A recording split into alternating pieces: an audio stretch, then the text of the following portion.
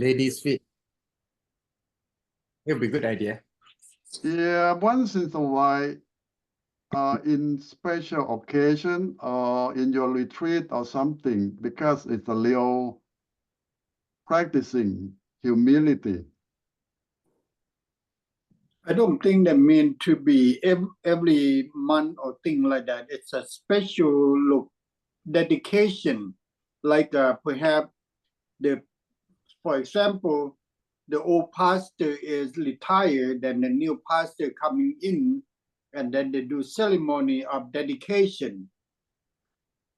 Because Jesus doesn't watch the disciple every day or every week or only one in his pretty much in his lifetime.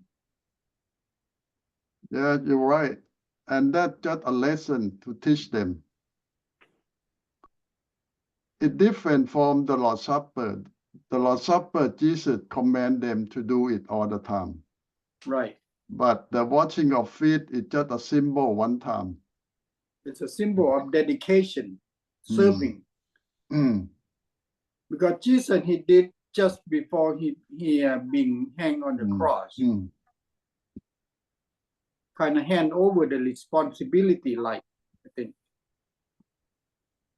Yeah, it's different from the Lord's Supper is main thing.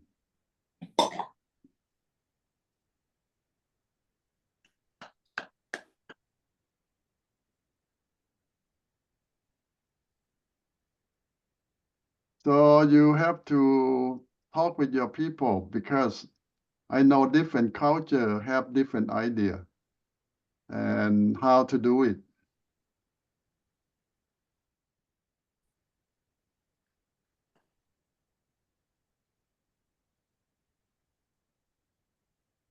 So any other question that your group encounter, what we have learned so far?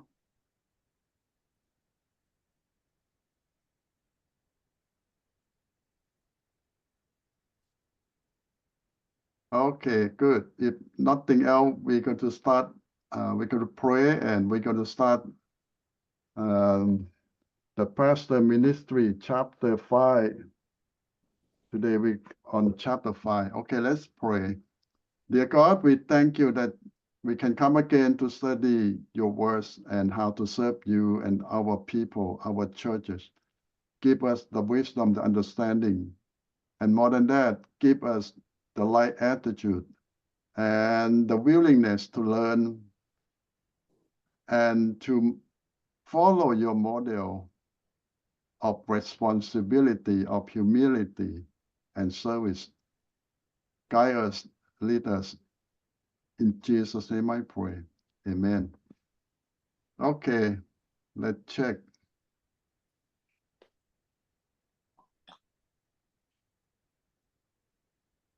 Pastor Ministry, tonight we're going to talk about the funeral discussion. And this is one of the main service that you do to the church.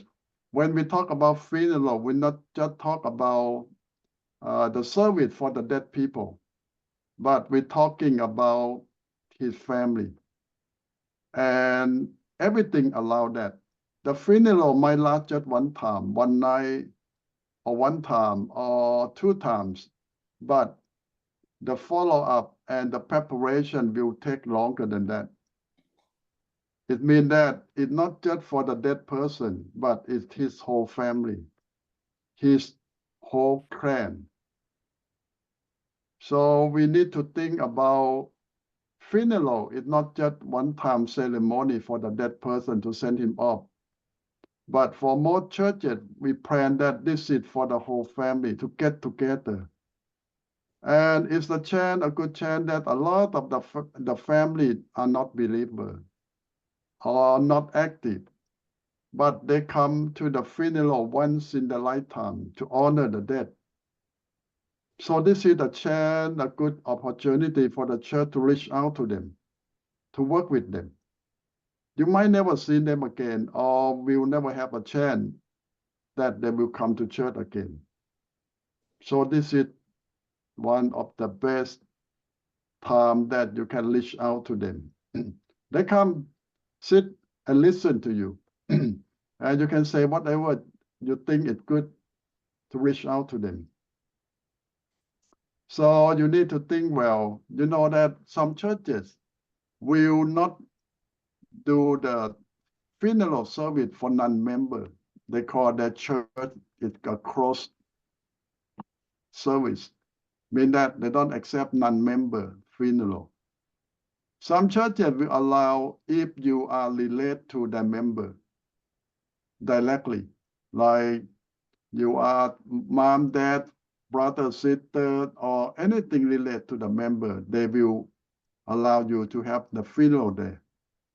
But a lot of churches will have they call open policy, mean that anyone who want to have their funeral service at that church, they allow it, but with some condition.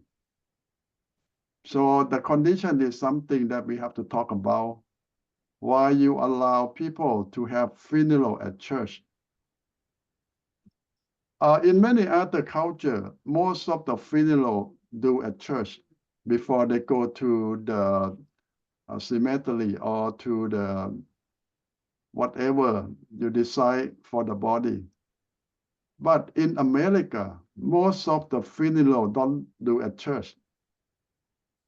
They do at the funeral home or at the cemetery. So what they do at church, they call memorial service.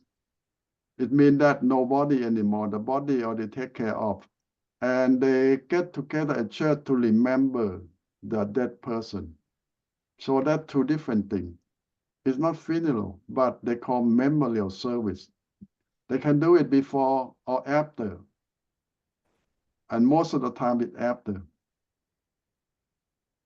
I mean before, not mean that before they're dead, but before they cremate or before they bury. Some churches might have the funeral service, but a lot of time nobody at the church. It might be more complicated in America because to move the body, the dead body from place to place, you need a special permit. And just certain group of people can do that. Not everyone. It not mean that you just want to take your dead body to church and you go and carry him there. You cannot do that.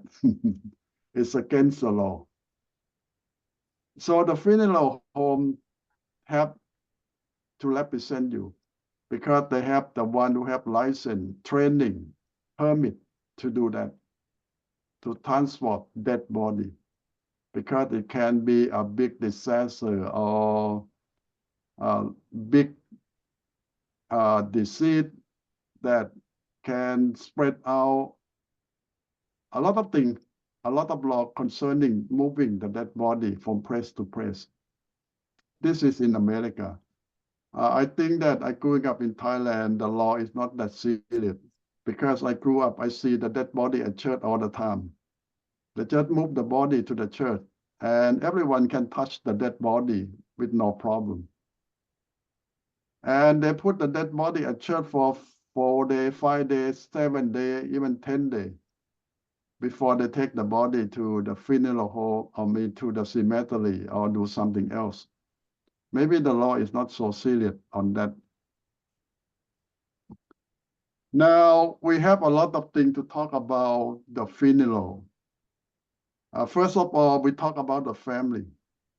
When they lost their loved one, and this can be a big crisis for the family, and can be opportunity for them for change. So now, if you're the pastor, the leader of the church who have someone die, now what you're going to do? Well, you need to think about the family. You have wife, have husband, have children, grandchildren, family, relative, that you can reach out to them, that you can comfort them and help them plan the funeral. A lot of them stunned and they don't know what to do next. A lot of time you need to advise them for the funeral home. The body might still in the hospital and they need to move the body out 24 hours sometime. Where they're going. So a lot of you need to know where is the good funeral home nearby their home or your church, that you can work with them to help to take the body out and planning for what next. The funeral service, the burial service, and where to bury or to cremate. And the price of or the expenses can be big difference between cremation and bury. You know that the price in California average to bury someone take how much? Well, it's up to $10,000 or even more. But to cremate, it might cost maybe 500 to 1,000 or 2,000, depends on what part. If you want just the simple one, cremate is the cheapest way and easiest way, because after that, you just have a little ash that the family can take home to put in the garden as a fertilizer or to put spread out into the ocean or something. Or someone want to keep it at the funeral home in the wall and pay a little bit fee to do that. But to bury is a big thing. And it's like you make a big long-term contract with the cemetery, mean that the body is going to be there forever. But that is the understanding. You know, you ever heard that the funeral home go bankrupt? It happened. And when the funeral home go bankrupt, what happened? It means that some debt, some predator come to take the land, and they have the right to change the land from the funeral home into anything. It happened in America. If the one who owned the land, who run the funeral home, go bankrupt with a lot of debt, and the land worth something, maybe the creditor will come and exhume all the body out and take the land to do something else. It happened even in America. But in most of the situation, the funeral home need to list the land to be permanently, to be cemetery. Mean that cannot buy, cannot sell, cannot change. It have to last forever, because everyone who buy the piece of land 6x3, just that piece of land to bury the loved one, expect it's going to last forever. But we will see. That's why that piece of land cost a lot of money. Okay, that's your job. You need to know the detail of your city or your town, how to help the family decide. And beside that, you need to help them plan for the funeral services. How long it going to last? In America, different from in Asia. In Asia, they want to have it a few nights, mean that in the evening. So family, friend can come for many, many times. Sometimes up to 7 nights, 5 nights, or 4, or 3. But nowadays, I see that it lasts about 2 nights.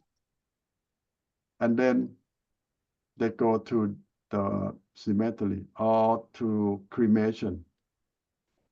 So you need to comfort the family, help the family plan everything. And after that, you help them plan the service. The service can be the funeral service. And also, sometimes they need memorial service, mean that after the body or the belly, they still want a memorial service. But some people don't want it, just want one time. Some people want 2 or even 3. But it can be a big burden for their family and friends. So most people will choose only one, either the funeral service or the memorial service. That to help the family and the guests not to have a lot of burden to come many times. So this is some idea that you need to talk with the family to help them plan. And after you finish with planning, now you have to go and work on your message. The funeral message, they have some guideline what you're supposed to say, what Bible verses you're supposed to use. And some guideline will help you. It depends on your denomination or what your church do. But now, another question is,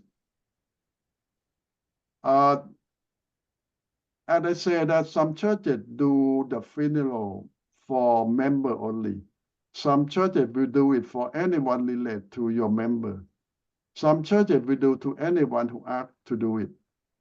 So now how you do the funeral service for Christian and non-Christian? If happenly the one who died is not Christian,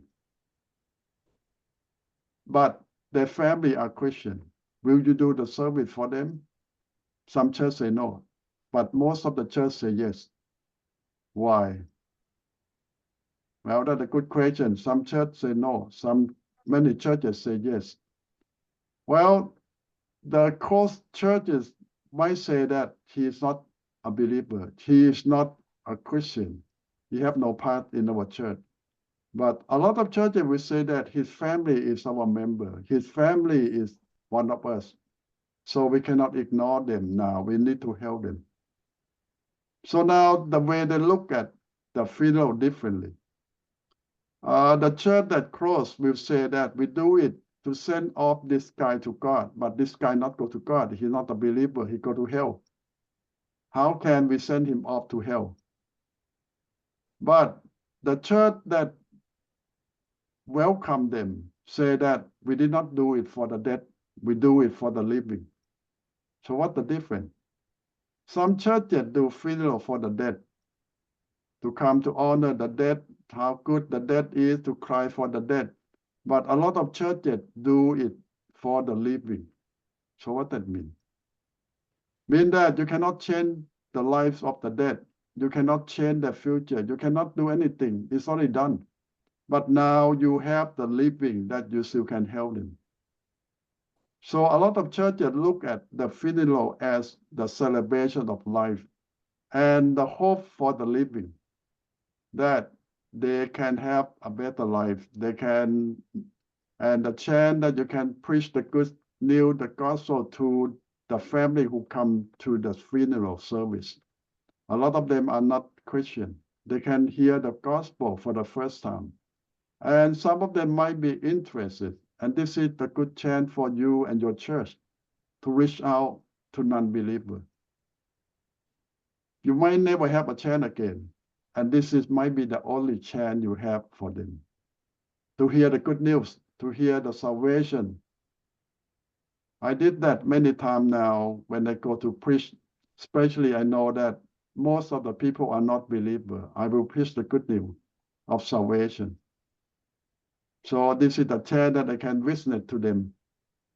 And they have to listen because they come to the funeral. They cannot run away. So for me, I feel that this is for the living.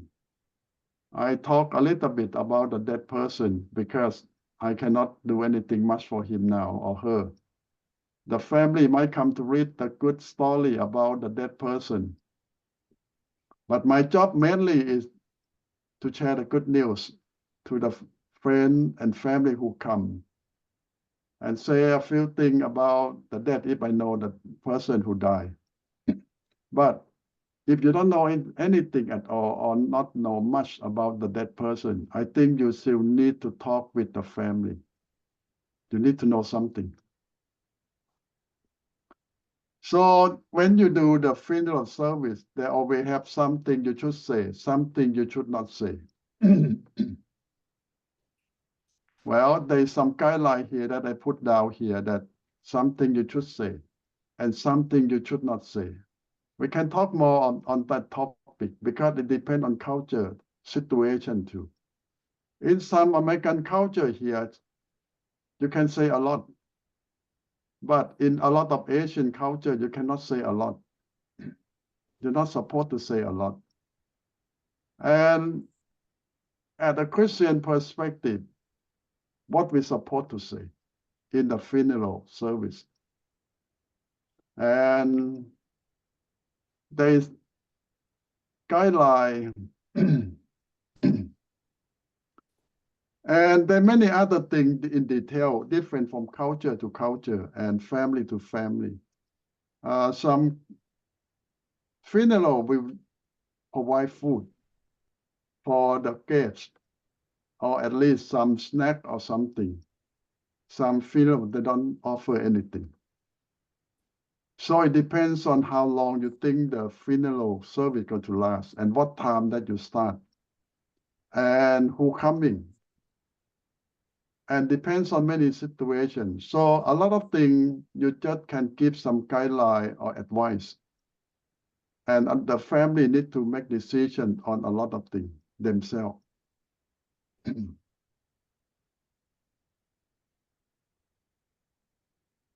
And I put some example of the message here that you can use and you can adjust, adapt it to fit your situation.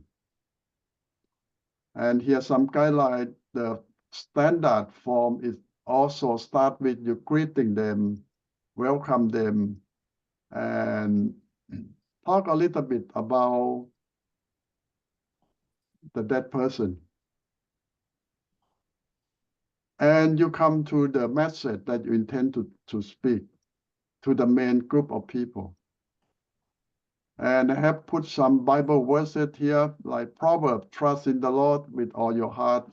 And in Philippians chapter 4, talk about the peace from God. And there's many more messages here about life after death. One of the passages that I love to use a lot is the death of Lazarus and how Jesus come to resurrect him. Because the story of Lazarus gives us all kind of angle that you can talk about life and death, hope, despair, and a lot of things in one story. So if you use that story, you can pick what angle you want to mention and discuss the most. But it's always about hope. Death is not everything. That is just the beginning from the story of Lazarus. So this is one of the good examples that you can use for your funeral service. You can talk from Lazarus' perspective, from Jesus' perspective, or the family, Martha, Mary, everyone who get involved, everyone have part in that. And you can learn, you can teach the people about all the story. But be mindful, your sermon should not longer than 15 minutes or 20 minutes. Don't preach 2-hour sermon. Maybe you'll get dead after listening to your 2-hour sermon. So make it short, because the family, if they want to say a lot of things about that person or the friend want to share, so you don't take all the time. 15 to 20 minutes is good enough for your job. And let other people talk or share. I know some preacher cannot preach shorter than 1 hour. But if you in Asian, maybe you can do that. But in America, I don't think you can survive long with your 1 hour, 2-hour sermon. Unless you're so famous. I know some pastors who keep 1 hour sermon or 2 hours, but I don't think it's appropriate. Okay, this is some advice, some guidelines, some Bible verses that you can use in the funeral to form your sermon and to share with the people. But you see that this is just some guideline. You need to plan your service, how long you choose have the service. It can last from 1 hour to 1 hour and a half, depends on how many family and guests want to speak to. If you don't have a lot of family or guests to speak, normally it's 1 hour. If you have a lot of family and guests who want to share and want to speak, it might last 1.5 hours. But tell the guests they can speak just a few minutes. But most of the guests is very mindful. They don't talk a very long one.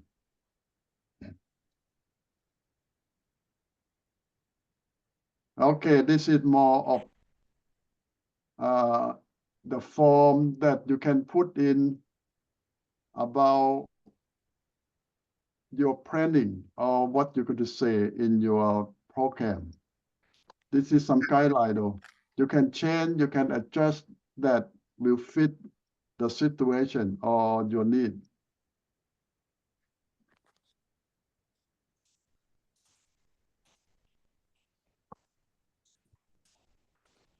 Okay, this is the general idea that I share with you about the funeral service.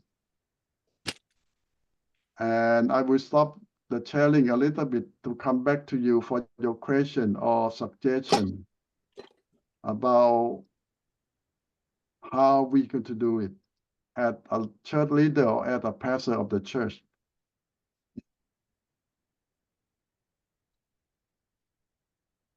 Okay, I don't know how many of you already do perform or officiate funeral service or never.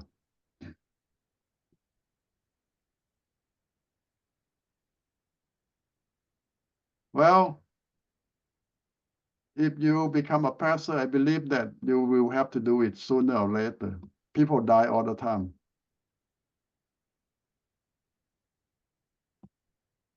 And you need to do it.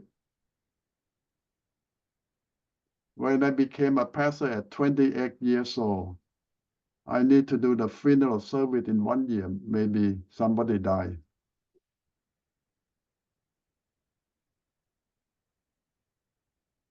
So you have to be prepared. And most of the people who die, they not make appointment with you that when they're going to die, how much time you have to prepare. You always have to be ready.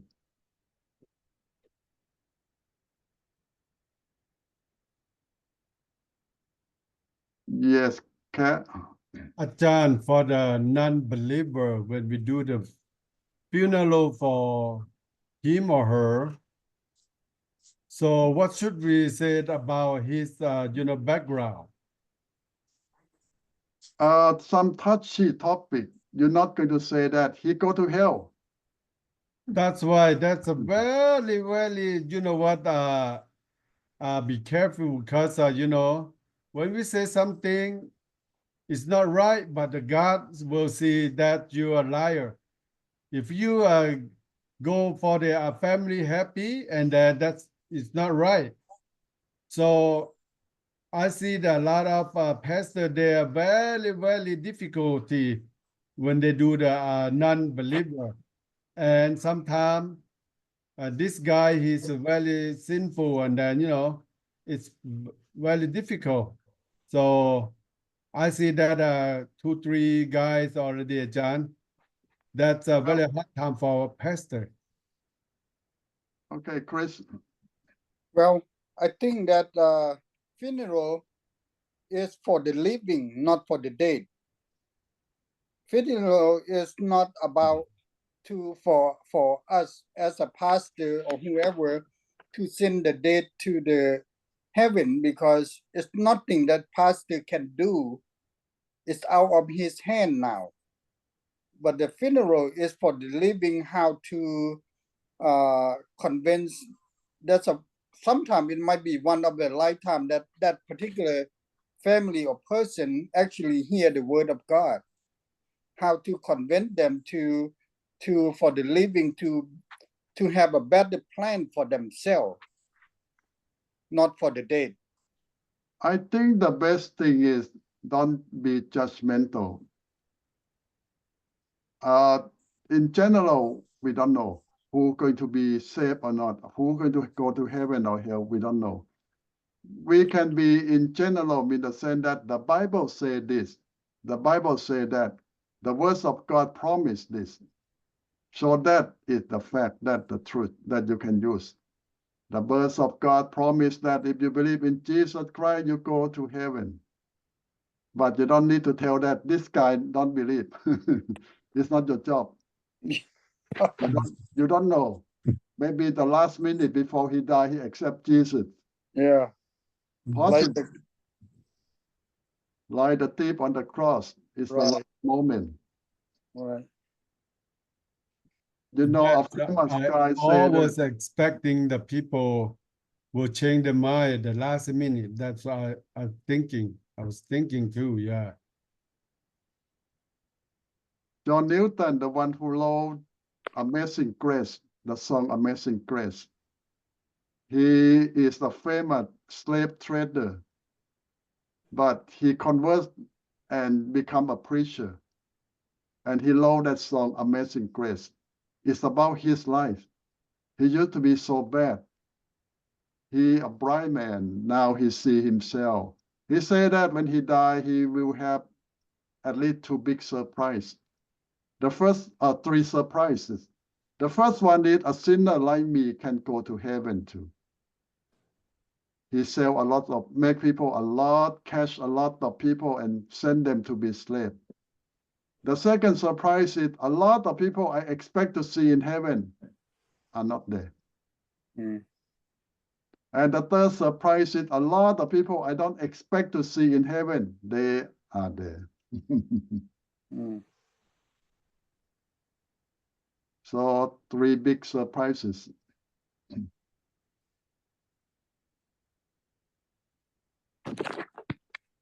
So funeral is, yes, for me is for mainly for the living, because we cannot do anything for the dead now. We just can say sorry, he done his job, he finished.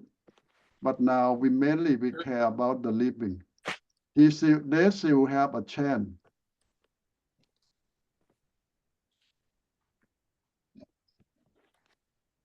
So concentrate your attention to the living, the family, the friend who come.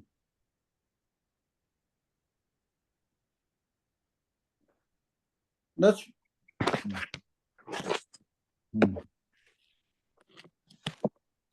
Ajahn, how can we send a few words to the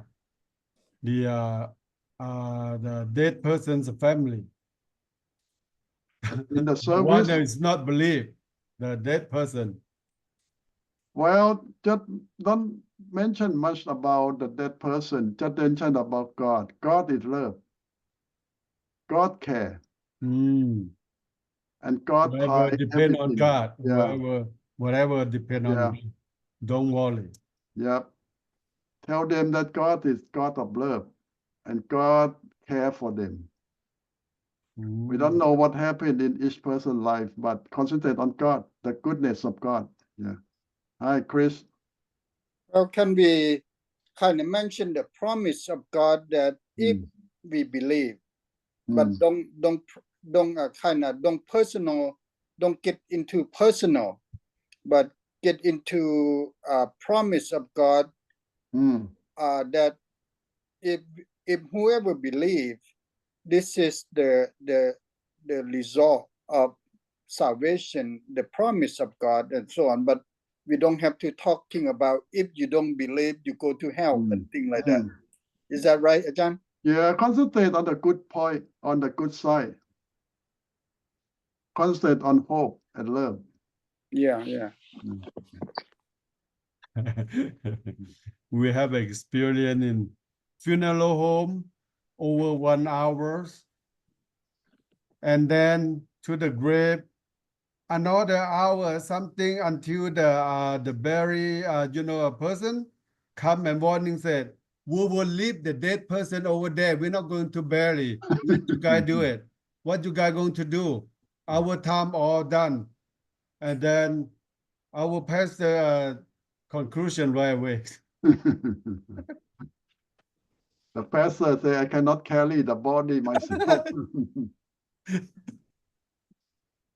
Well, that can be done up to the burial, right? Because sometimes they have activity after the funeral, after the burial, and then I think that follow up with family is important, because if we build up the hope and the promise of God, some people right now, it's a time of people to think, to consider the direction of their life, kind of thing, I think. Right? Well, the Bible always say that better say a few words and people want to listen than preach a long sermon and nobody want to listen. Mm.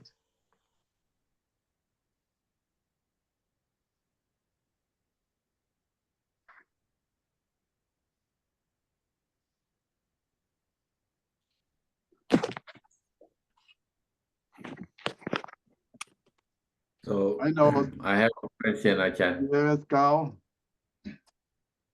Maybe right now we need to practice for a little bit and come to like a real.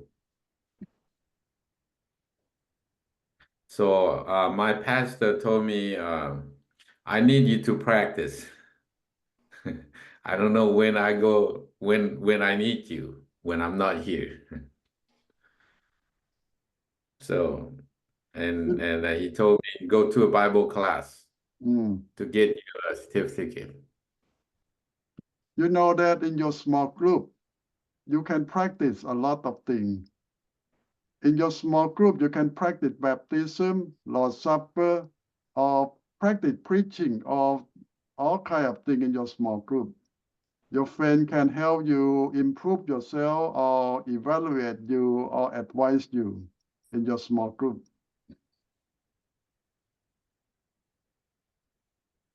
So that's the purpose of small group, that you can help one another.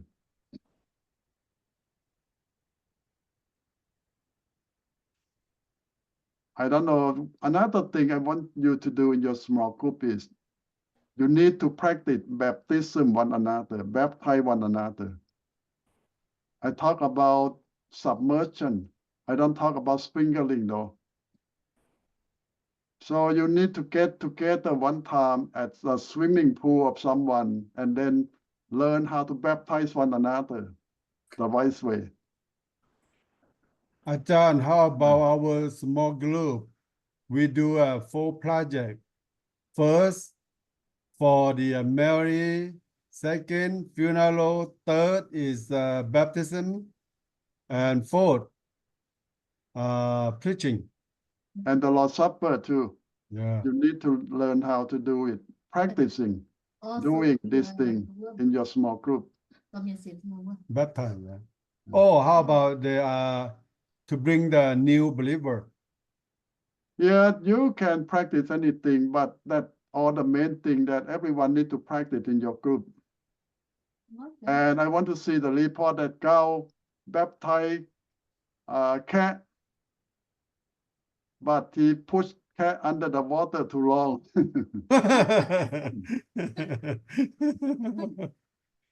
Yeah. Well, sometimes they say that sometimes it's not the preacher who put that too long, but the guy don't want to come up.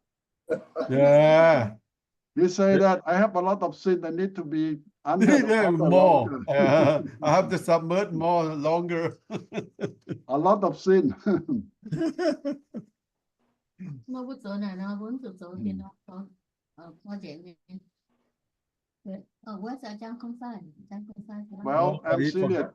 Mean that you really need to do that. Okay, I want to see the report that you baptize one another. You practice that. Yeah, those is very important. Now, when we go hunting, okay, we get the liver and then we do it over there. Okay, you need to practice, not just push your friend under the water. You need to do all the ceremony. Pray and say all the things that you're supposed to say. Oh. So this is a real training. And if you want to prove to me, you can videotape yourself and send it to me. Yeah, on in the past, I've been baptized a couple of people already, but I need more practice. Yeah, I need to know that you know what to say and how you do it. To push someone under the water is not difficult, but what you're supposed to say before that and after that. I can watch the YouTube and then I can learn it. Yeah, it needs to be in you automatically. When you do it, you know what's supposed to say, how to pray for them, and announce after the baptism. So this is a few things. They have guidelines. I will send you more information.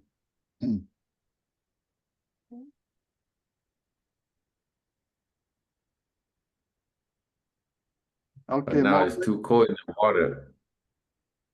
Oh, It's too cold. We cannot practice right now. Well, swimming In pool, here. you can warm it up.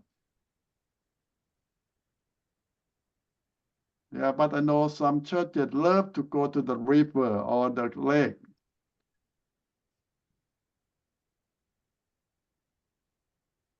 But a lot of churches use the baptismal tank so they can heat the water up. We'll get one container. Yeah, you can use any And put the warm container. water inside Hmm. and I mix with the cold water that is warm and Yeah. baptize. Yeah, but you need to fully submerge. Okay.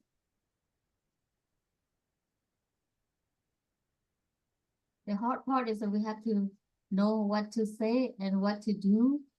That's Yes. yeah, just like Ajahn said, only put your friend Push the water, yeah, push in into the water. water. It's not that hard, but the real one we have to talk and a little scripture and how to pray.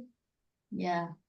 But when you push your friend under the water, don't say, I forgot what to say next.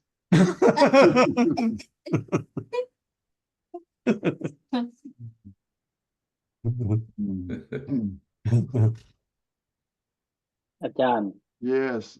I talk about a little more about the funeral thing. I know that when God chose someone, He'll make that person do it because I know a pastor. He live in one of the church and he don't want to do funeral. So every time people die, he just ship that to his to the older pastor. And then one time he moved that church to different church, and then he started to do funeral on the first day that he moved to a different church, and then he do every month. So he created after that. Wow, people get in line.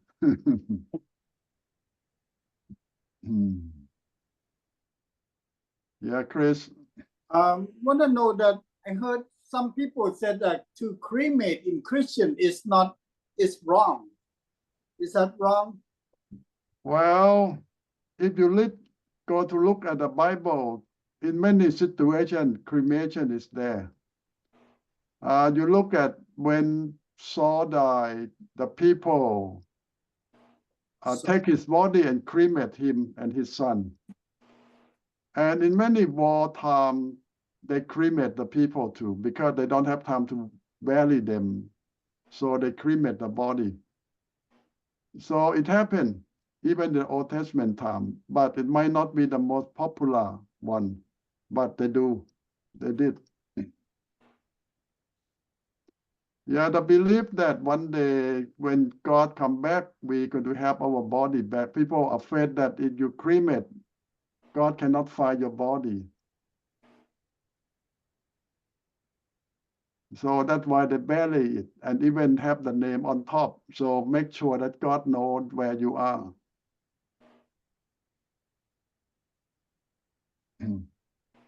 But the Bible says that don't worry, wherever you are, God call you back.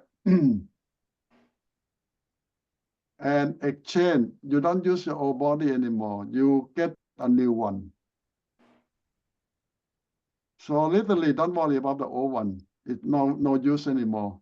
Yeah, Chris. Well, what's the point of having a body left since when God come back? It's not like he used this old body. How's that? Is he called on the spirit or on the body, Ajahn? Well, because the Bible talk about all the cave will open, all the thing will return, the ocean, all the sea will return the body. So literally people say that they need to exchange the old one with the new one. So the idea is there. But that the picture is not really mean the old body mean anything anymore. It just means that God going to give you a new body. But people feel better that I still have some ticket to exchange to prove that I can exchange for the new one.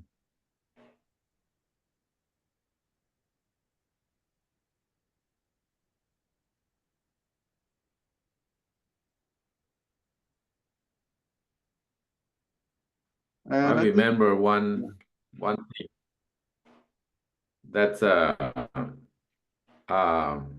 that three teenager boys and throw in the furnace and they cannot be burned, so Christian must be not burning. That's kind of funny. Yeah, don't worry about how they bury you, they cremate you. It doesn't matter because God gave us a new body anyway.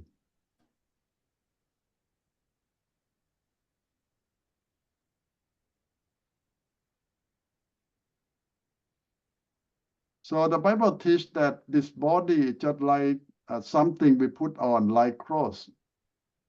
It wear away, it torn away, and need a new one. We need a permanent one in the future. Well, I think that it's good we don't get the old body back because I think the new one a lot better. You're going to be more handsome than today. And you never get old, never get sick, and never die.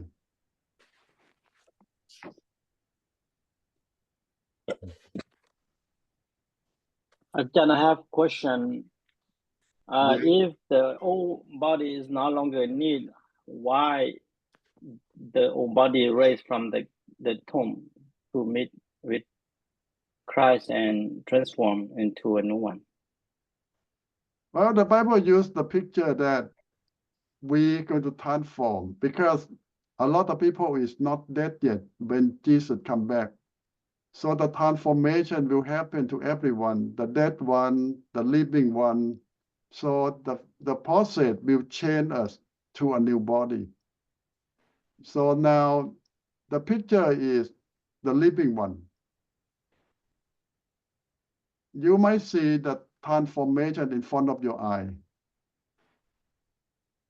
But for the dead one, the picture is they need to come back from the ground, come back from the ocean, come back from everywhere. But in that moment, Paul said that you change to a new body. Yeah, I think the question is if that body don't really need and that don't care, just leave it in the tomb, then now the spirit just go and to a new body. But I don't know why they still need that whole body to raise from the tomb and then, transform. So I'm not so sure about the point of that. I think it gives people the hope because all throughout history, people still hope that God never forget them. If God just give them new thing and forget their old lives, they might feel connection. So I think it's more about the connection that you still you, that God never forget you. you get the idea that why all the soldier will take their friend who died in the war, take the body back. In fact, it's no use. But why they carry their dead body back with them? They say that we will never leave anyone behind. The idea is there. Even their friend dead, and they can find just a few pieces of them, they still take them back. Okay, good. Thank you. It's clear. Welcome. Let Cat first. Yeah, Ajahn, same thing like Wu said, Kamsai. In order for myself was thinking, why is our old body have to be come back? I think that is my wrong. Okay, I think that should be for if you do sin and then that go back to the what a punishment. You need to have that. If not, and then you save, and then you automatically change to the new body and then go to the God. Yeah, Cat mentioned another point because all the non-believer will have their old body back too to suffer. But for us, we come back to exchange for the new one. But the non-believer don't exchange; they have the old body. And then done, and then they forever. just take the old body, go for the punishment. Yep. That makes sense. Thank you.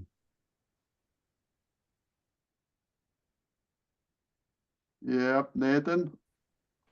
So Ajahn, when our old body comes back, so we'll come back with the clothes when we bearing with, or back naked. Probably naked. You see Adam and Eve in the Garden of Eden, they're naked.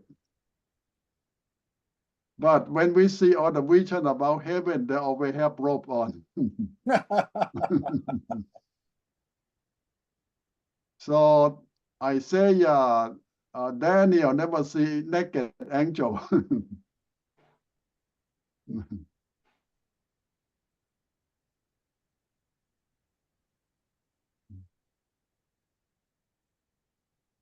I think when Jesus Christ raised from the dead, he left his clothes in the tomb.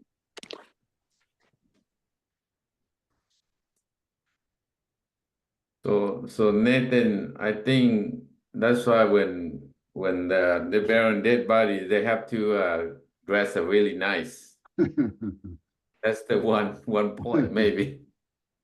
Yeah, Carl, you get a point. I asked some culture that why they put the best clothes for the dead people.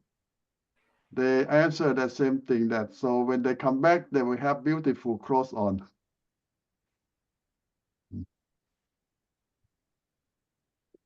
Yeah, Nathan? Ajahn, where do we have funeral for somebody passing? We have that memorial or funeral. What is the right color should we dress? Most people I see we dress black, but I've been seeing American people, they dress different colors like purple, pink, white. The Chinese will be white, but the Western mostly black. But a lot of Christians will tell the guests that colorful. They want people to be happy.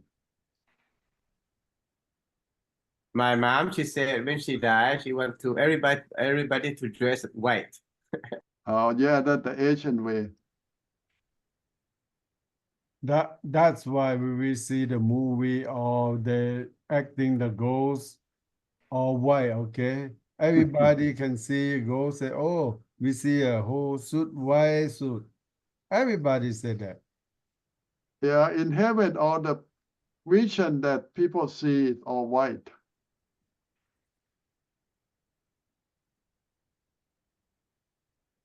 John, according to what Nathan just mentioned, is the book of Job answer that question? Like when you're born naked and you go naked? Mm-hmm.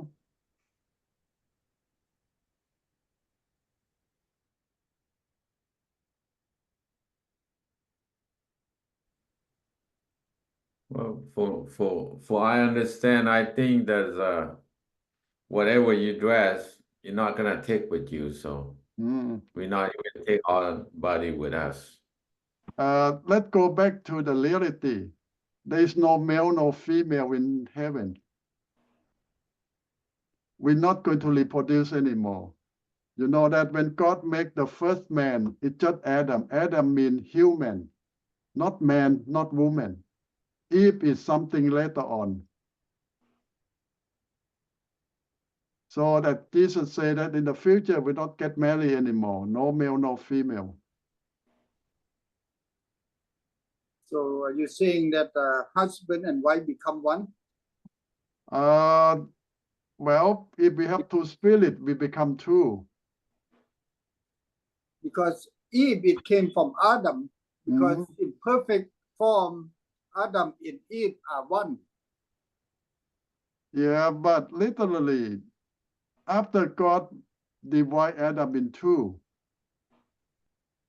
I believe that Eve have another spirit from God in her, because one part from Adam have no life.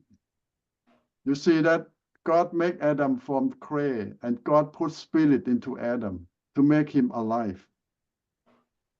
So in order for Eve to alive, I believe God put spirit in her too. Does it say that in the Bible?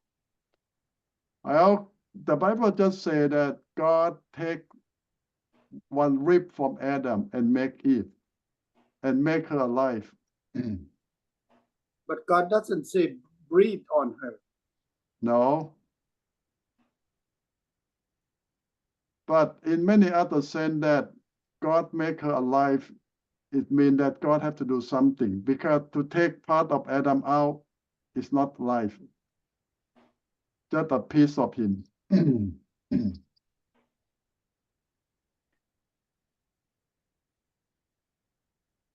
Then God give another spirit. Then that Yeah, it's like, Bible don't mention only how that is part of that. so you look this way, when mom and dad have baby come from mom and dad, and where the spirit come from to make the baby alive. It have to come from God. Mom and dad cannot give spirit to baby. God. That's a make sense. That's it. I don't know. How's that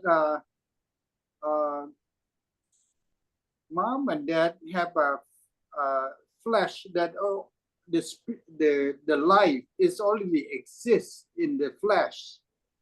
Just like if they take part of us and scientifically grow it, it actually living tissue. Yeah, but living tissue doesn't mean that they have spirit. Today we can make a lot of things from our body part. Like you see that they're talking about cloning. You understand when they talk about cloning? Cloning Yeah. did not Is that come when from, we call Ajahn like me second K? Do you think we understand? I don't think so, huh? Ajahn. okay, we talk about Dolly, the first sheep that they do from cloning. How they do that?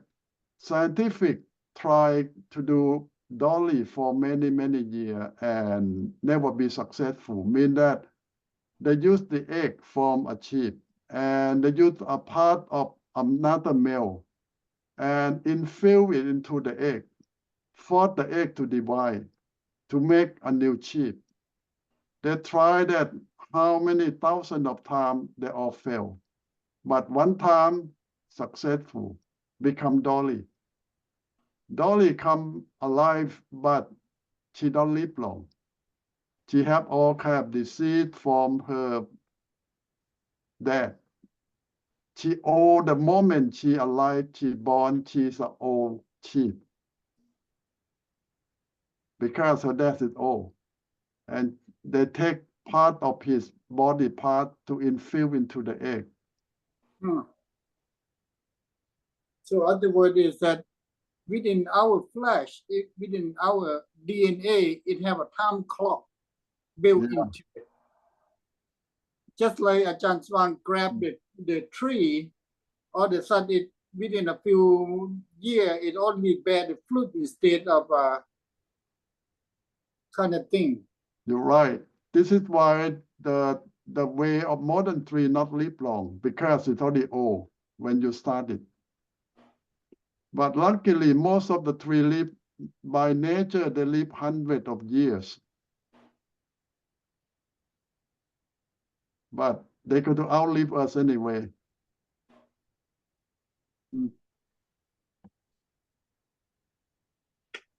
But anyway, animal don't have spirit anyway.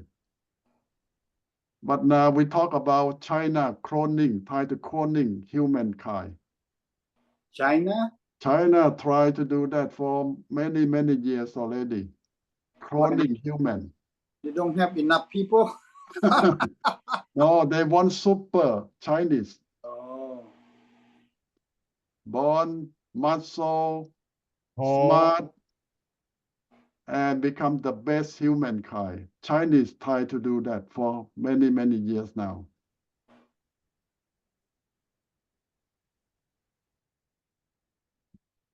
But in America and Western world, this is illegal. This is unethical to clone humankind. Because you know that when they try, they make half man and all those die, cannot survive.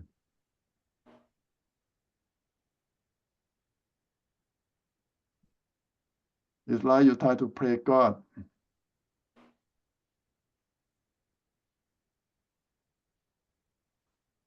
They can try with animal, but not with human. But China, we believe, have been trialing for many years. Yeah, so Yes, Ajahn, I would like to ask a question about the people, the living life, so they have a high education. When they die, the next life, they still have a high education, something? Christian, we don't believe in next life.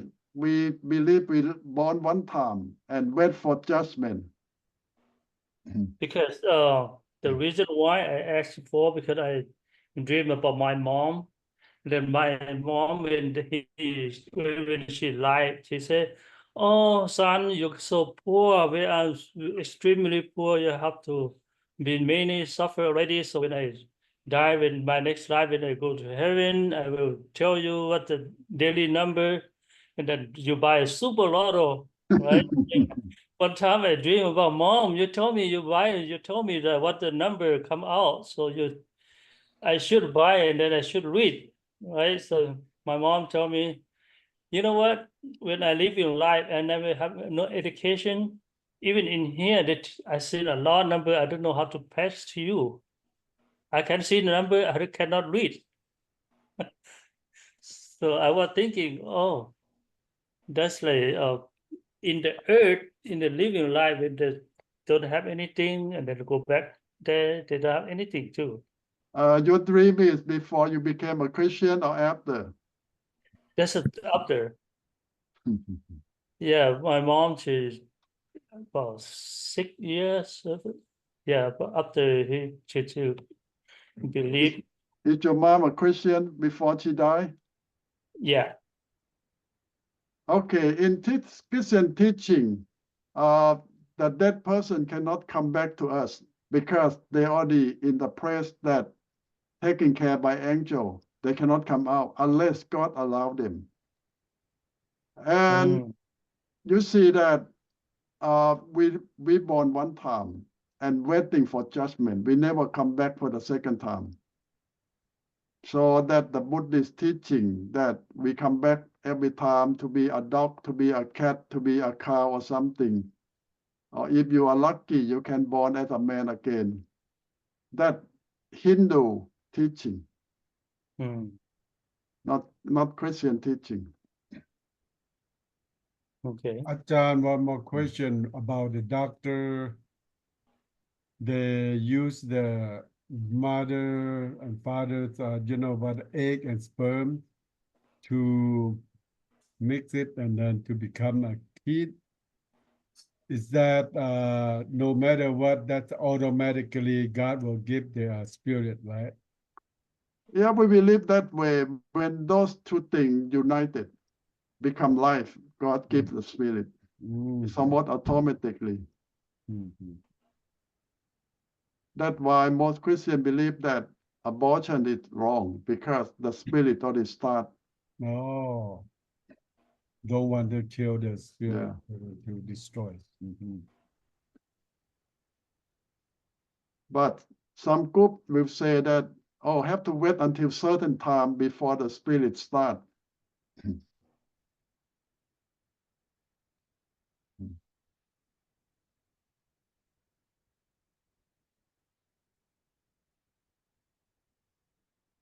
Okay, you have any questions before we take a break for the first hour? And we're going to come back to continue with the funeral service. Okay, I will give you a break.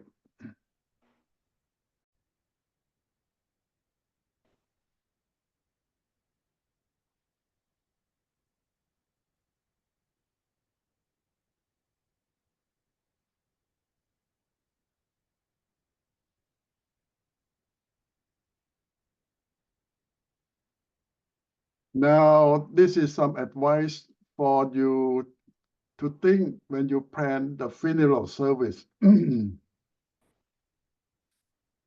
So this, they say that talk about the person before the promise.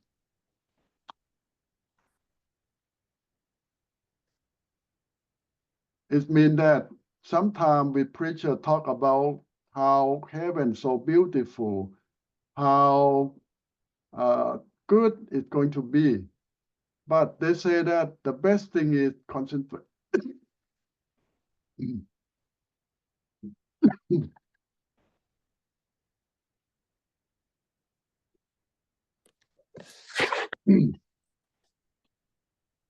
Sorry. So they want us to concentrate more on the person and the family. It means that talk mainly that when we go to heaven, God will meet us and God will do a lot of things that he promised to us. It's more about the person relationship instead of the praise. Why? Because the family just concerned about the loved one. They don't care much about the praise. So we try to put the picture of the person at the center of our concentration. Your goal should be expression. It means that it's more feeling, it's more about relationship. Again, I don't know how much you know about the dead person, but still, you need to care about the feeling of the family. Don't say any bad thing about the person who died, even you know, but it's no need to mention about bad thing. Just concentrate on the good side. And try to find something to be good example for the new generation, the people who can learn.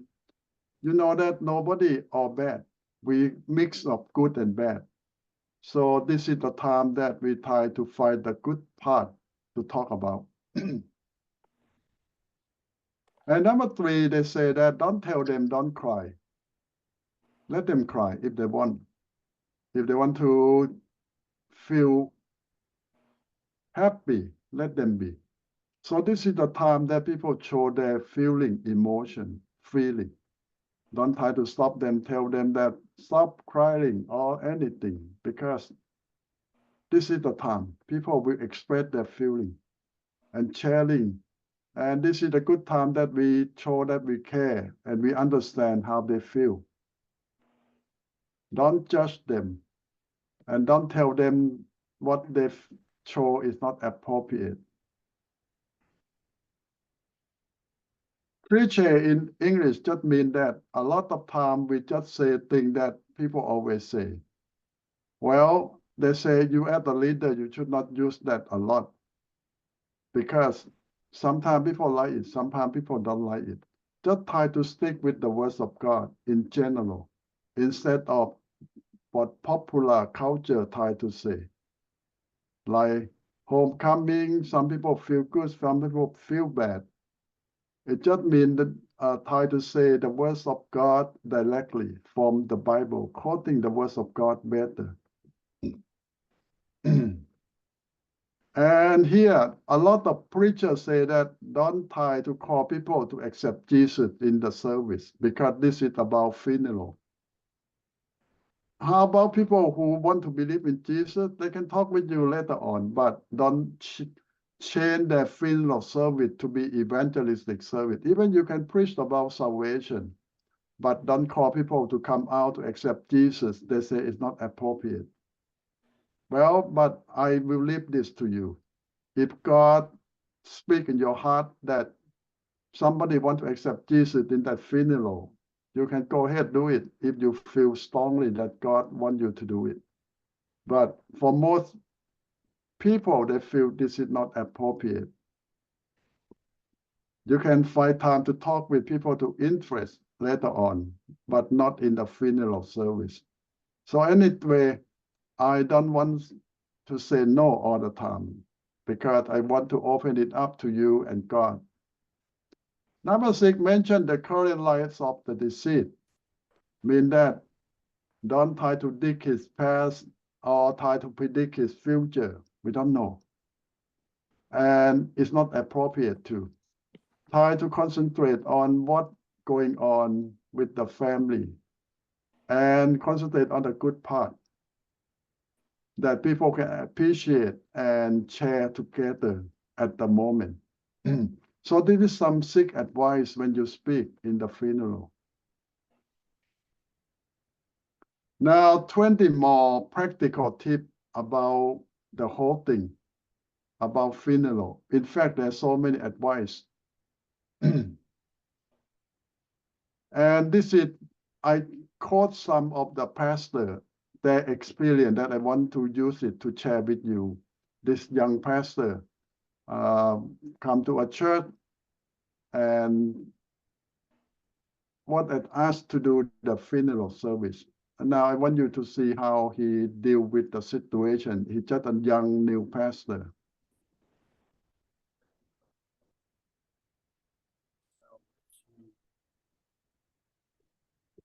And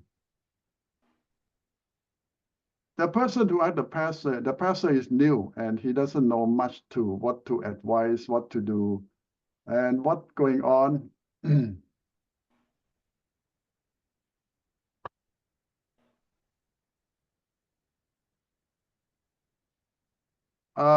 He said that his first church, he don't do a lot of funeral, but when he moved to another church, he do a lot of funeral.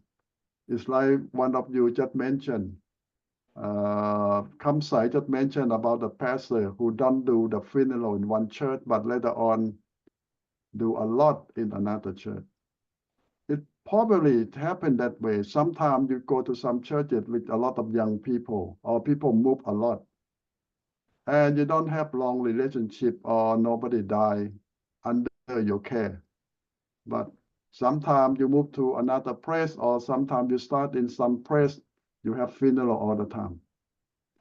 So we don't know, you cannot predict, but you always need to be prepared. And his experience, sometimes some people who die very young and sometimes very old. It's possible, sometimes even the baby die and you need to do the funeral for the baby too. It can happen all the time. So this is the experience of this young pastor. He just want to share with us that we don't know, but you always have to be prepared, be ready, on call for the time that somebody going to die.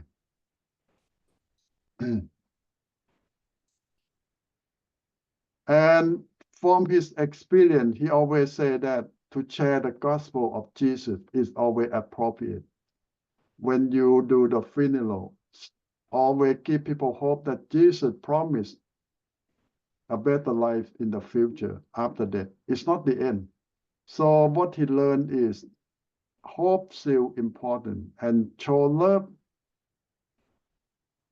A lot of young pastors don't learn that way because they still stick with the books and think that they need to preach a long sermon or something that's serious. And from his many year experience now, he an old pastor, he sum up some of advice this way. They say that a funeral service always a worship service. What that mean? Mean that God is there. So God's still important. You still need to respect God. So the funeral service is not about the dead person, it's still about God. But we just remember the dead person as part of the service. So this is cheap the idea, because some people always think that funeral service is about the dead person. We concentrate on the dead and everything about the dead, but at a Christian funeral service is about God. It's a worship service. We just put the dead as part of the service, but God's still king. It's still all about God, to honor God. So that's something we need to put in mind. And number two, the warning is don't judge the dead, that he saved, he not saved. We don't know. Only God knows. So if we in neutral, mean that just say in the neutral way that if we believe in Jesus, God promised. And on the good side mean that we don't know about other people, but we know what God promised, what the Bible says. That is the safe way to say, the right way to say it. And he advised that let the family say good thing and a lot of detail about the dead person. Unless you as a person know the dead person personally very well, you can say a lot of things. But if you don't have first-hand experience, you just have second-hand people told you. It might be true or not true. So let the family do it because they know first-hand experience with the dead person. So let the family share. So that advice. Number 4, aim for the right length. You see that for a lot of American pastors, they say that 6 minutes. And the whole thing is 30 minutes. Mean that the pastor preached about 6 minutes. But for me, I think 6 minutes too short. I think the pastor can take up to 15 minutes. And the whole thing can last for 1 hour in our culture. 1 hour is appropriate. And sometimes longer than that if they have a lot of family who want to speak. But the pastor himself should take around 15 minutes. But in American culture, they say that pastor 6 minutes, the whole thing 30 minutes. So this is the culture though, everything short. The pastor should have some say and some special music, because Christian worship will have music. And the pastor can decide some music or some song to fit with his sermon or something. And sometimes the family might request some special music or song. That's good too. So another advice is should not reinvent the wheel for every funeral service. So what that means?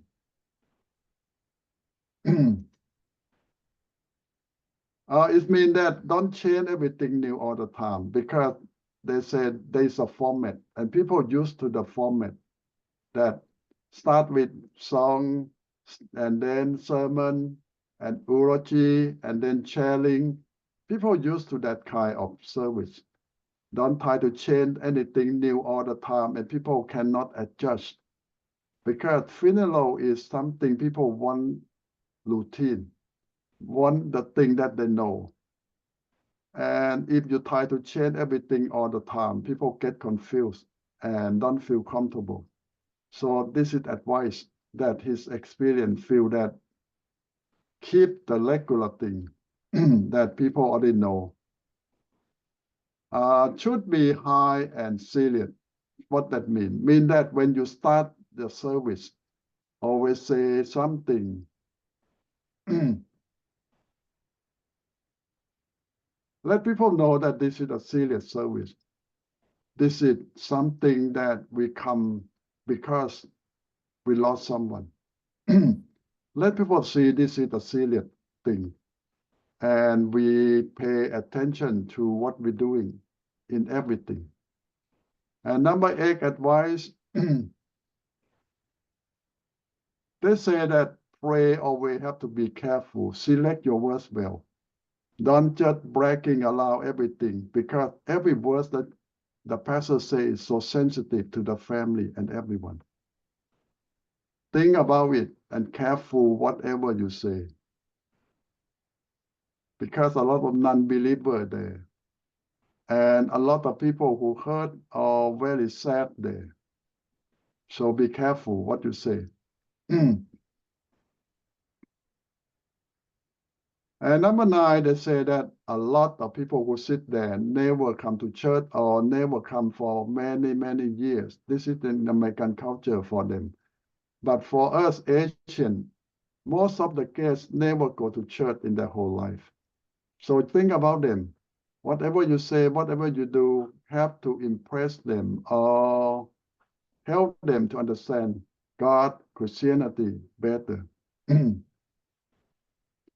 And this is warn the pastor. If you're not sure of something, don't say. It's not time for you to talk about your doubt or your problem. It's not about you. So just do the thing that you know and say the thing that the Bible says. Don't put down on people. Number 11 advice, keep telling yourself this is not about me. Well, a lot of time pastor get carried over and think that everything is about him, his work, but this is about the dead person and God. We worship God, we're thinking about the dead person. So this is something. The pastor extends a public invitation. This is the same thing at altar call. Think very well before you invite people to accept Jesus or step out to confess their sin or anything, because it diverts the attention from the funeral. You can do that after or with someone else privately, but not in the funeral service. It's not appropriate. Now about humor.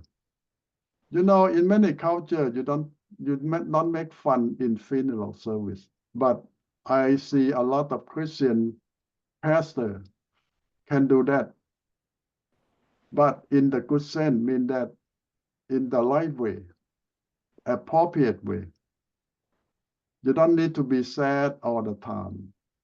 It can be fun in the good sense, in the right way. So be careful when you want to make some funny comment or something. It have to be in a good taste, honor God, appropriate.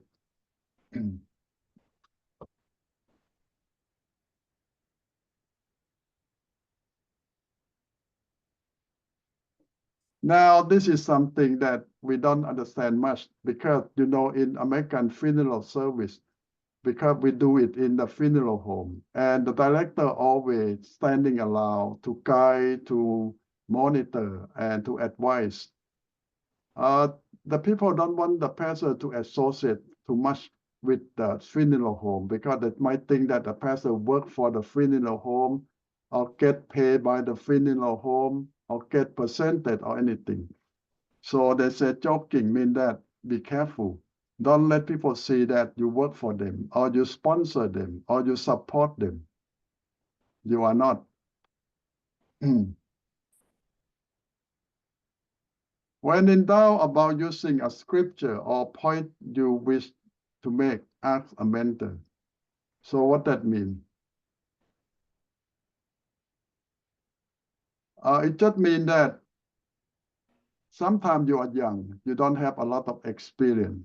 So they say that if you're not sure, you not know what to do, ask advice from senior pastor or someone older than you that have a lot of experience. It's nothing wrong to ask advice or get help. And in number 16 is in American church or culture, because most American churches are old and have many pastors before you. So sometimes some members who have been there a long time know the old pastor very well and invite the old pastor to do the funeral. Should you allow it? Well, I think it should be okay. But some young pastor in American church say, no, this is my work now. So I feel that it should be okay, because this is not your church. This is the church of God. And if the family feel that, it should be okay. How about ordinarium? Mean that sometimes the family give money to the pastor after the funeral, or sometimes the church charge extra to the family to use the church and to use the service. I think it depends on churches and depends on situation. But I don't think the pastor should demand the family to pay, or in another way, he should welcome to do it with happiness. So, but I know that this is American culture too. A lot of times they say the pastor do extra job, so they should get extra pay. Now, another question is, should the minister, the pastor himself, read about the story of the dead person? Well, it's always good for the family to read it, not the pastor, unless they don't have anyone or not anyone can do that. But most of the time, one of the family members should do it.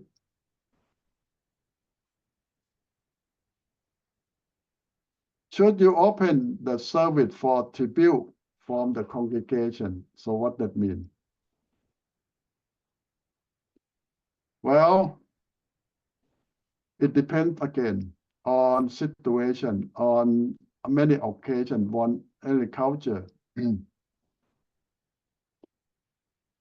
most American funeral, the pastor in charge means that whatever happened, the pastor always stand nearby the podium and monitor everything. So it means that if someone talk too long or someone don't follow the guideline, the pastor is the one who come to tell them that, or to let them know that this is time, or this is, they can move on. So it's like you are the one who control all the program in the same time, if you are the lead pastor in that situation. If not, nobody control the time or the service. Now, another problem. If the pastor who done the funeral are invited from outside your church and don't have the same faith or belief, now this is some problem. So you better talk with them first, that who going to come to do the funeral and what they, from what church, it's okay with your group or not. You need to decide first. Don't argue later on, because it's not good and it's not appropriate. So decide first who can speak, who cannot speak, what kind of service you should have. So we can talk more. especially for us, because most of our people are not Christian. And a lot of time we need to deal with them who want another service in another religion. How you handle that. So we can talk more about the situation that will happen. Okay, I will come to you for discussion.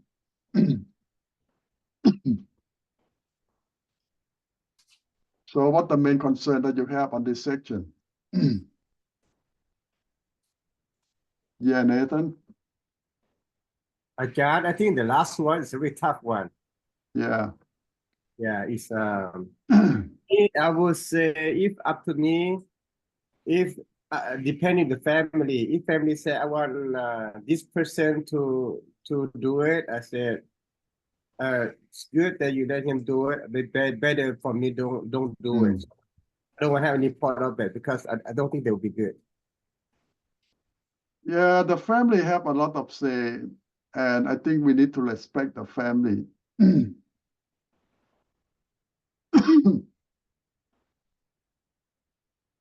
And I don't think we should start any conflict for this.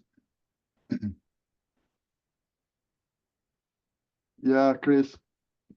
Let's say if they are during the funeral, the parent or somebody want to talk to the pastor regarding why it have to happen, About what? What happened? about the date, why God allowed things to happen, why?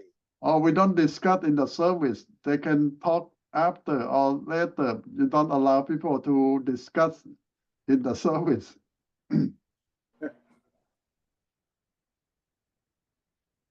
And I say it's still a worship service.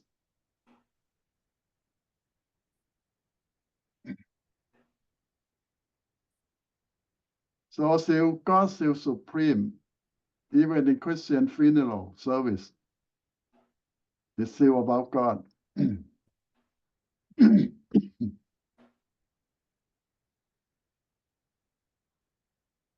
Now, one question that I want you to think about.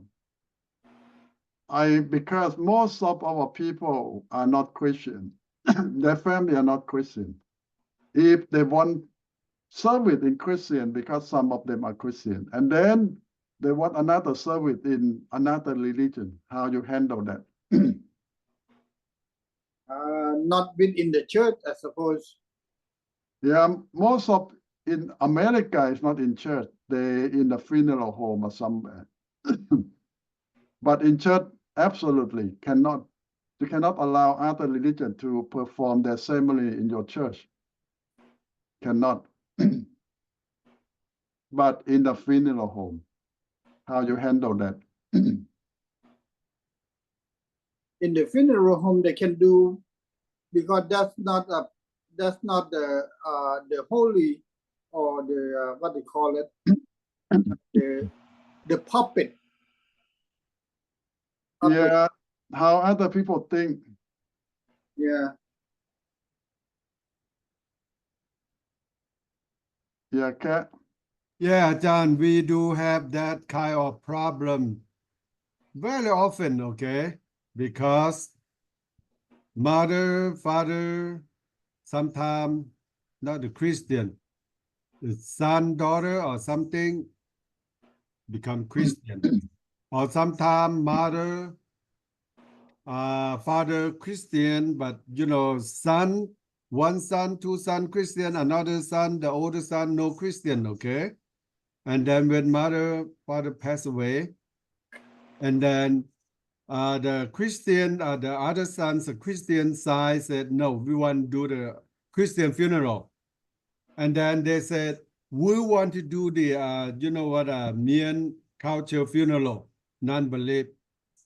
And then that's very difficult, Ajahn. Yeah. So now, tonight, I want Ajahn to handle that. What it end up? How it end up? For us to end up, when we do the service, we only do the Christian way only. They do the part too. We don't want to do the other part. We just do the Christian part. That's it. After that, and the other side is going to do the ceremony for the When we do it, we have to take the body to bury the cemetery. So if not, and then we reject, we don't do nothing. So how other people decide how you deal with situation? They don't want a Christian to do it, but if they say Christian do, they want to do after. Okay, I don't get it, Ajahn, but Ajah's question. Most our people like one side Christian and one side is non-Christian, all right? Then more of the time is Christian do our service, that part. After we done, and the other side non-Christian, and they do their part again. I think there's a two family already, right? Yeah. Most of the time when we do the service, we have to have the body too. We have to do, and we have to bury. If the other Christian, the other non-believer, and then when they do, they just do whatever that they do the ceremony only, Ajahn. That's enough like that. I think two family already like that. So how you deal with that situation? Yeah, Nathan. Okay, Nathan, can you help me? Ajahn, if up to me, I would say the passing person, the person that passed away. Before that person passed away, you have to talk to that person, how she or he wants it. If that person, you know what, I want to do it the Christian way, I think the rest of family should respect that person's wish. Doesn't matter how it is. I think that if the family love that person, I think they should respect that person's wish. Well, but reality, I found out that it's not about the dead person decide. It's about the living person decide.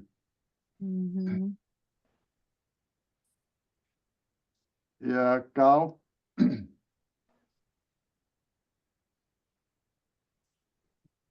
Unmute yourself first.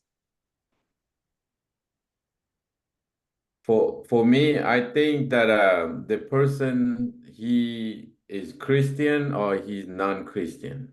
That if he's Christian, the Christian should be taking care for it. And if not, so we let them non-Christian side taking care for it. Let me tell you the real situation. I have seen sometimes the Christian already done their service, and then the family have another service of their own. Can you stop them? You cannot do anything. They want to do their own way, sometime, somewhere. You cannot go and tell them, no, stop. I try, but they don't listen to me.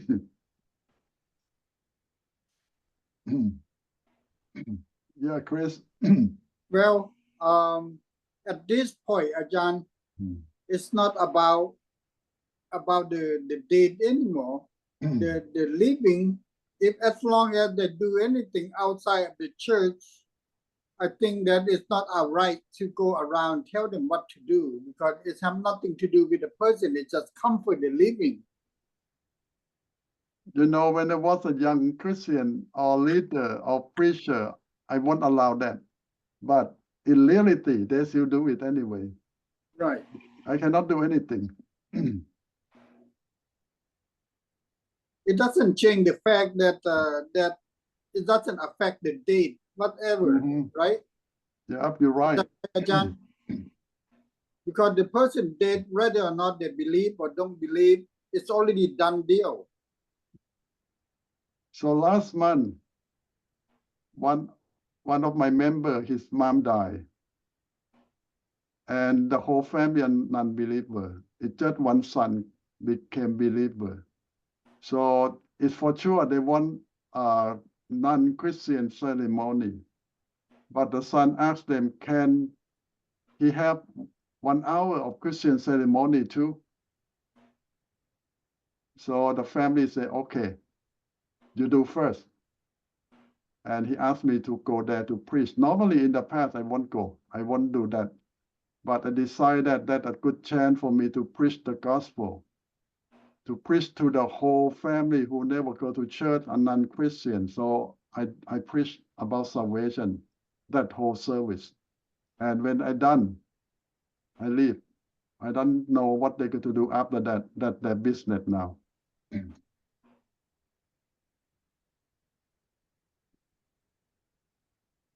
So that's what I decided to do. And God tell me, go ahead, preach the good news of salvation.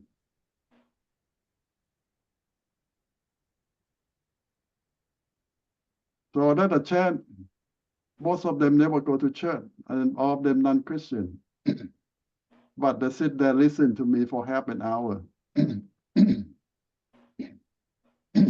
In my church experience, we got 3 family already, Ajahn. Yeah. But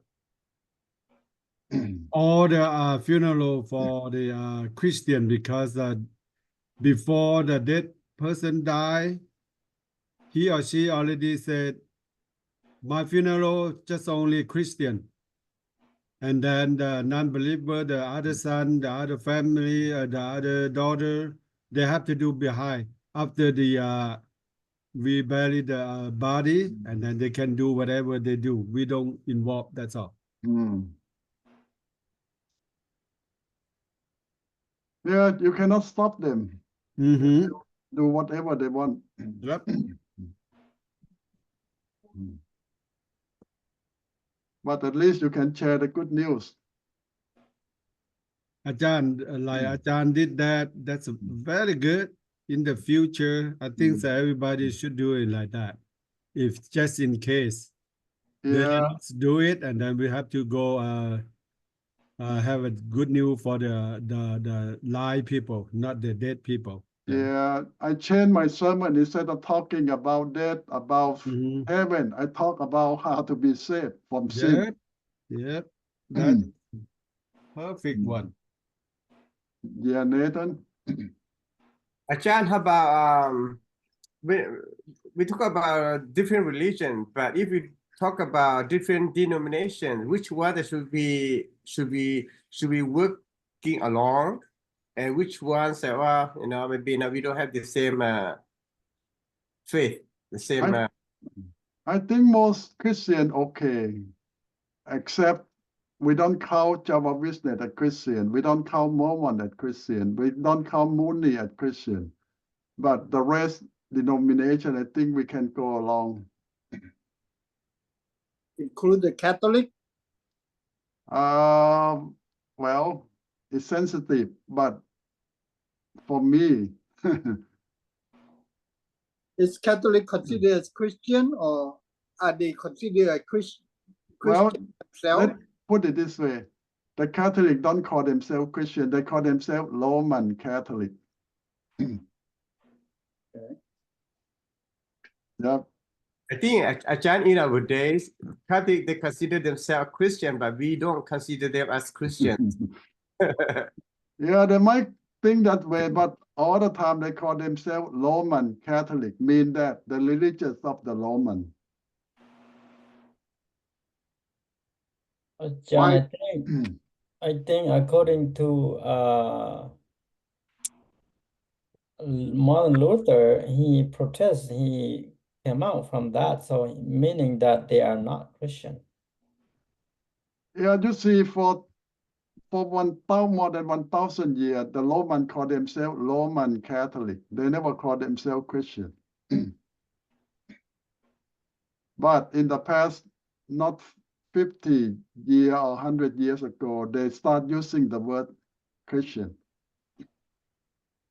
Don't they come from the Christian start before Roman? Well, let's go back to church history. Rome, Ajahn. The Christian already there before the Roman. But when the Roman became Christian, they hijacked the church. And they changed everything, and they call themselves Roman Catholic. It means that the religions of the Roman. You know how when they say they hijacked the church, it means that when Constantine, the emperor, became Christian that night, the morning after that, all the temple of Zeus, of Venus, of Hercules changed their name. They recycled the temple from Zeus, from Hercules, from everyone. They changed to Saint James, Saint Peter, Saint Mary. And all the statues in the temple, they changed name to be Moses, Jesus, Joseph. And all the priests change their name and change their job. It means that they don't change their belief. They just recycle everything they have. They still have their temple. They still have their statue. They still have their own priest. But now they call themselves Roman Catholic. What's the difference that call different name if the faith, if the belief is the same? Is that just like many denomination we call ourselves differently as long as the word of God faithful to the word of God is perfectly good, right? Yeah, but this group, they don't believe in Bible. They still keep their old teaching. They still keep their old statutes.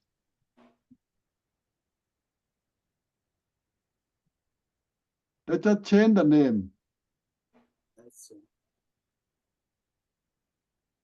And you see that they changed the name of Diana to be Mary.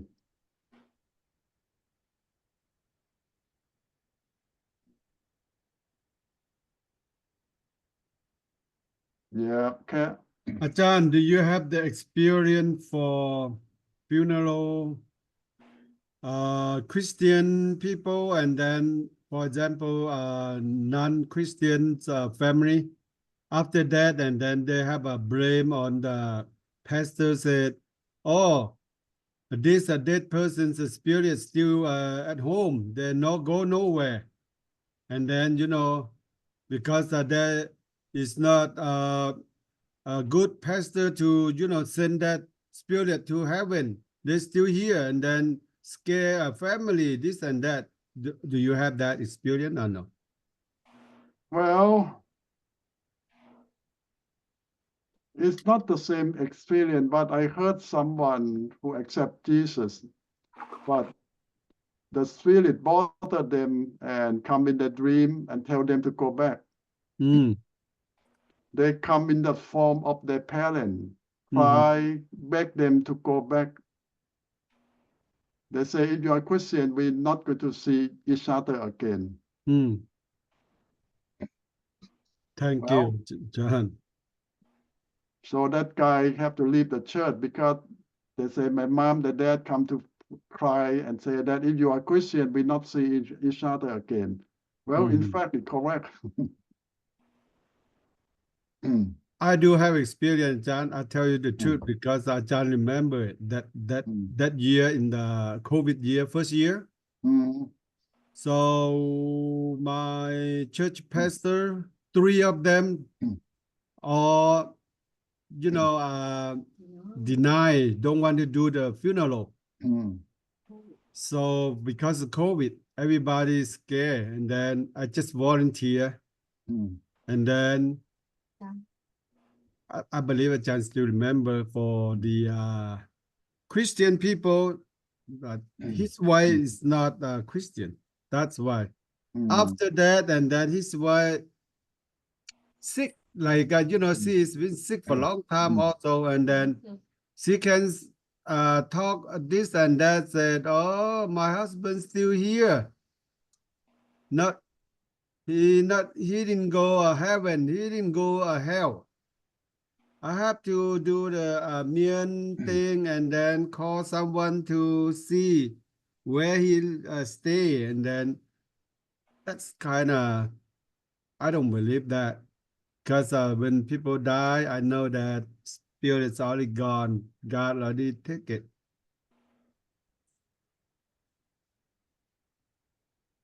You're right. Everyone who died, the spirit already gone, cannot come back. But the thing that It's haunting Satan. is that is Satan and all Yeah. his disciples who pretend to be that person. Mhm. They just come to lie to the people. Yep, I believe that way.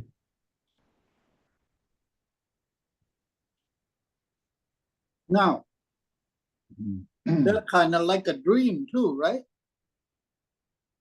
Yeah, you see, when we dream, a lot of spirit can get into our dream too. So you have to be careful.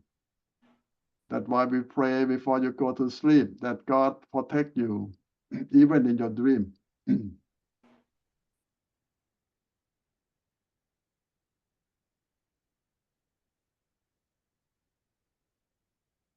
Okay, what's any other point about the funeral that we still need to cover?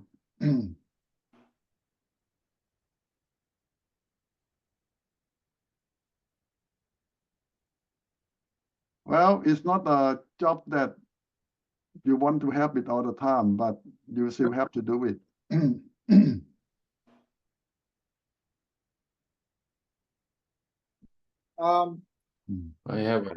I have one question, Achan. Yes. So I heard that Achan mentioned about that the pastor that's the one who taking care of all that in the funeral. Is that he's the one have to take care for everything inside the funeral. No, it means that he He's the supervise leader. he supervise the funeral service, mean that he in control, but he need a lot of help. You cannot do everything yourself. Okay. It's like you're the manager. Yeah, Chris. Sometimes when people die, they say that I lost my father, or I lost that, I lost this. What we supposed to say? Are we in a way? We are not losing. Sometimes when we think about it, death is not a punishment in some good way of looking at it. It's supposed to be something to celebrate, because if we believe in God, we know that we'll be in better place. But why we can continue to say that I lost my father, or I lost, passed away and things like that? Well, at least in the short time, you separate. In the real sense, you are separate from one another, at least for a time. So for Christians, it just means that the separation from this world and another world, at least for a time. But in general sense, people feel that this is a loss. You lost the time to spend together. You lost the feeling. You lost the touching. So is that okay to think that way? Well, at least for a time, you're not going to have that anymore. So for them, it feels that they lost it.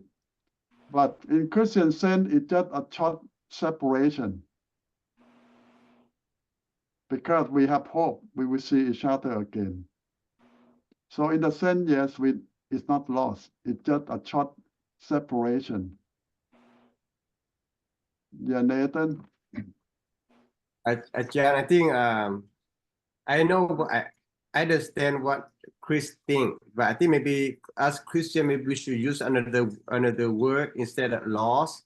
Maybe my dear that go to heaven, and something like that, maybe instead of loss. Yeah, it's sometimes I think about that too. I'm kind of like, when you say loss, I lost my my family, I lost this person. It feels like it can bring you back to our old belief. Yeah, because in a way we're not really lost. But it's not a good idea to keep telling them that you're wrong. So you can emphasize instead that it's a short separation. The Bible says that we will see each other again. You can confirm the right teaching, the idea, but don't keep telling that you are wrong, you make mistake. No, it's not a good time to say that. But confirm to them about hope, about love, that it's a short separation.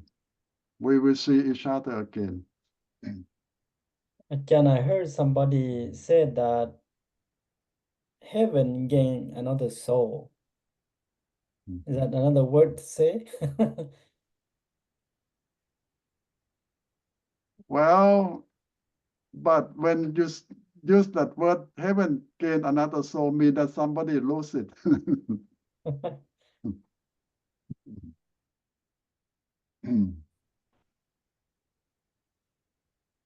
People always say it's your loss, but my gain.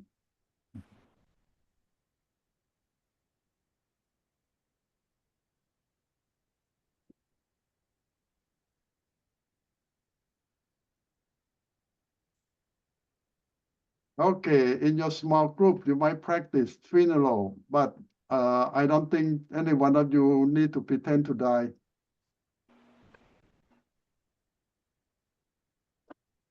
It's just practice. No, it doesn't matter, John. We just pretending the coffin over there. Don't matter. You know, a lot of people feel that coffin is not a good sign. I talk a lot, joking to my son, John. I said we want to prepare our funeral home, and then I'm going to pass in the coffin first, and go and sleep there, and then make a comfort, and then let the kid take a picture. When I when I sleep, deep sleep, let them put me like this way. But they said it's kind of funny that I said no, our Christian, there's no problem to me. Let me tell you a little story.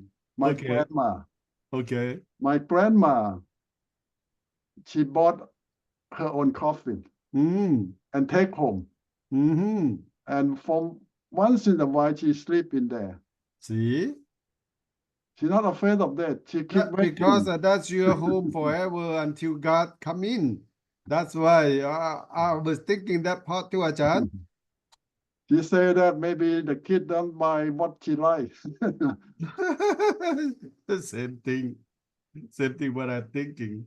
And after many years, the coffin falling apart. In Thailand, you see, it not last long. So she have to buy the second one. Oh, Ajahn, did you see that Mian people in China, that lady, she bought her coffin, make her coffin, and she didn't die until 109, and then she have to spare her coffin for family, 3 coffin. She's still not die yet. She buy it, but never use it. Yeah, and then the family dies, she give it to family, and after that, bought another one until 3. She lived until 109. Yeah, my grandma lived until almost 100 years old too. For in a pot of coffin. Well, for Christian, that is not the end. It's just the beginning of a new life. So that hope. So we always preach that and give people hope.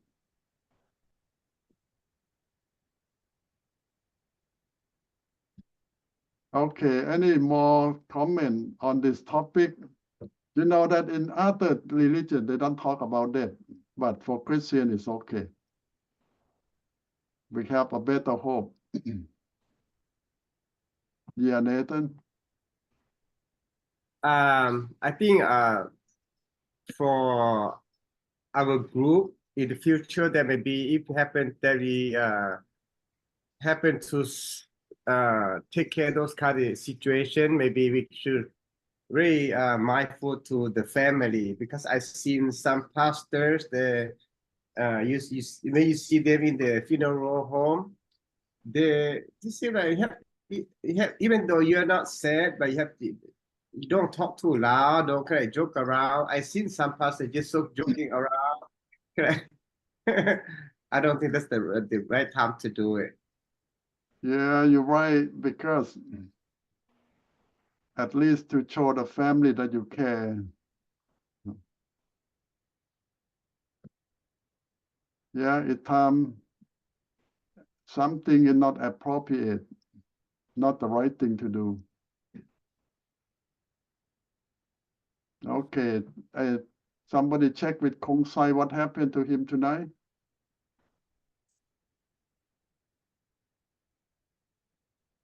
Not yet. I will do later. Okay. Okay, who missing again tonight? I'm not sure.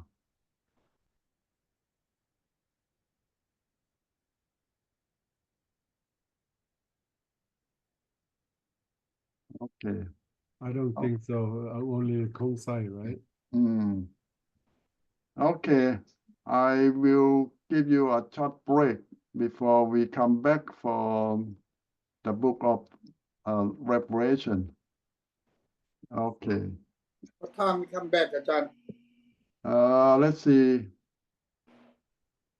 How about before around 8 o'clock? 8, 9, 10. 8. Oh yeah, your time is 10 o'clock. 8 California. Yeah, California 8. Okay.